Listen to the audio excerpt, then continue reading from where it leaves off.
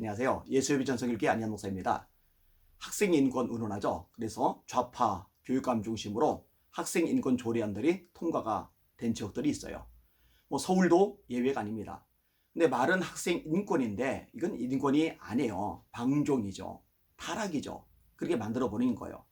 그 아이들이 탈선해서 제멋대로 가도 손을 대지 못하게끔 만드는 거예요. 있을 수 없는 일들이 발생하고 있습니다. 그러다 보니까 아이들 통제가 안 돼요. 아이들이 떠들어도 선생님들이 내버려 두는 거예요. 잘못을 저질러도 더 이상 어쩌지를 못하는 거예요. 혼낼 수가 없으니까. 체벌도 거의 불가능하니까. 거기가 아니라 아예 불가능하다고 봐야 되겠죠. 그러니까 아이들은 선생님들을 우습게 여기는 거예요. 학원 선생님들 앞에서는 쩔쩔매는데 학교 선생님들 앞에서는요 기고만장한 거예요. 비웃기도 하고요, 막말을 하기도 하고요, 심지어 폭력을 행사하기도 하는 거예요. 이렇게 교구를 무너뜨리는 게 학생인권 조례안입니다. 그러니까 가만 일이죠. 그리고 서울시 인권종합계획안 이런 것들도 교육청이죠. 이런 것들도 심각합니다. 아니 무슨 아이들에게 성전환 수술을 해주니 어쩌니 그런 걸 언급을 합니까? 그런 짓을 저질러라 그럽니까? 왜 그걸 하려고 그래요?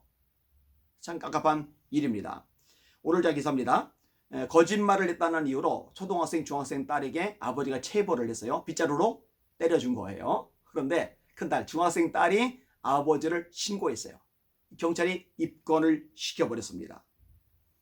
거짓말을 해서 체벌을 했는데 입건을 했다. 학대라면 처벌을 내리겠죠. 근데 학대가 아니라 정말 잘못한 것 혼을 내서 고쳐주려고 체벌을 한 거라면, 책망을 한 거라면 그런 것들 가지고 입건을 시키면 안 되는 거예요.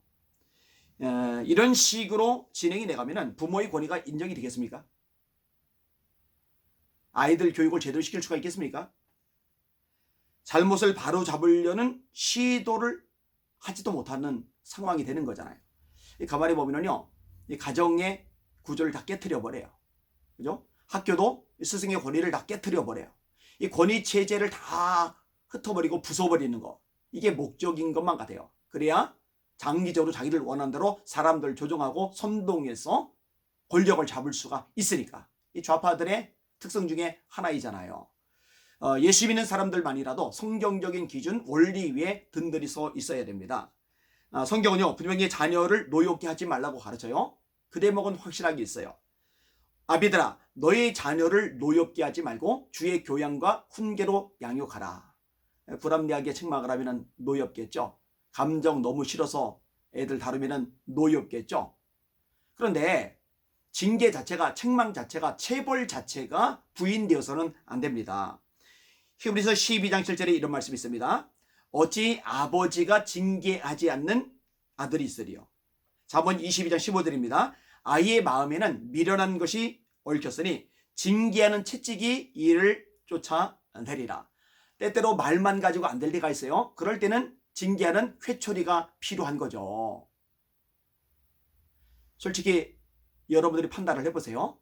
예전에 선생님들이 엄격하게 애들을 다룰 수 있을 때, 체벌도 가능할 때, 그때가 학교 분위기가 훨씬 나았습니까? 지금이 학교 분위기가 훨씬 나았습니까?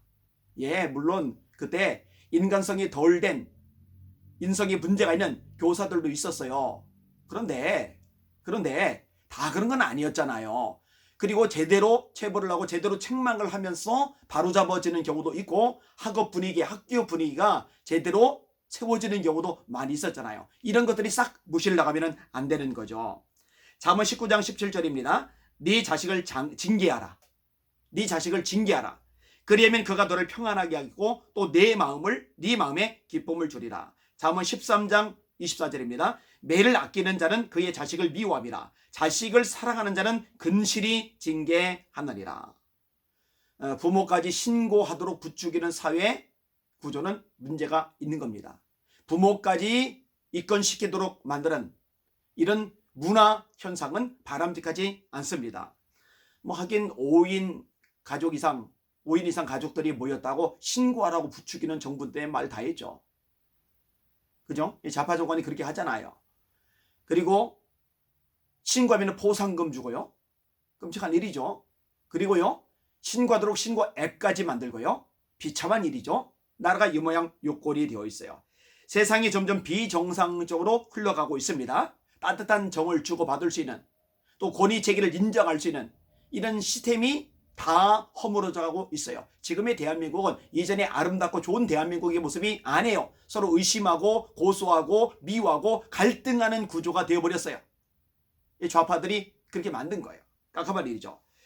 그리스도인들의 기준은요, 세상이 아닙니다. 세상의 논리도 아니고 사회 분위기도 아니고 또 문화 현상도 아닙니다. 예수 믿는 사람들의 기준은 하나님의 말씀입니다. 하나님의 말씀에 따라 잘못을 잘못이라 꾸짖기도 하고, 하나님의 말씀에 따라 이 잘못이 시정될 때 회초리를 댈 수도 있는 것, 이게 마땅하고 이게 옳은 겁니다. 일단 세상과 이 문화가 아주 뒤죽박죽 엉망진창이 될 수 있도록 하나님의 말씀 위에, 진리 위에 든든히 서는 그리스도인들 되시기를 주님의 이름으로 부탁을 드립니다. 지금 공교육은 다 무너졌어요. 기대할 데가 없어요. 그러니까 교회들마다 여력되는 대로 학교를 세워야 돼요. 일주일 동안 학교에 가서 제대로 교육도 못 받고 또 인성 훈련도 못 받고, 그리고 왜곡되고 삐뚤어진 가치관이 주입이 되잖아요. 그런 상태로 일주일에 한 번 1시간 교회에서 예배 드리고 예배 시간에 겨우 20분 30분 말씀 듣고 어떻게 기독교적인 성경적인 가치관, 인생관, 세계관, 역사관, 문화관을 가질 수가 있겠습니까? 안 되잖아요. 그러니까 일주일 동안 교회에서 학교를 세우면 그 학교에서 가르치면서 하나님에 대해서, 말씀에 대해서, 구원에 대해서, 천국에 대해서 성경적인 인생관, 가치관, 역사관, 문화관 이 모든 것들에 대해서 심어줄 수가 있잖아요. 이런 운동들을 벌려나가야 됩니다.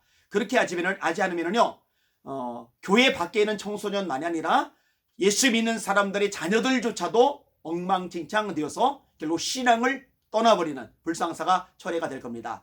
이게 보통 일은 아니에요. 절대 쉽거나 만만한 건 아니에요. 그러나 뛰어들고 시행착오를 거치면서 학교들을 잘 세워나가고 좋은 학교들이 많이 성장을 하게 되면은 한국교회의 큰 유익, 또 대한민국의 큰 유익이 되리라고 생각을 합니다. 고병찬 목사님이 학교를 시작한다고 이제 건물을 사드렸어요. 그죠? 또 여기저기서 그런 목소리가 나고 저도 이제 계획하며 기도하고 있는 중입니다. 여러분 기도 많이 해주시고 관심 기울이시고 또 힘을 모아주시기를 주님의 이름으로 부탁을 드립니다. 날마다 주님의 이름으로 전쟁하고 승리합시다. 할렐루야.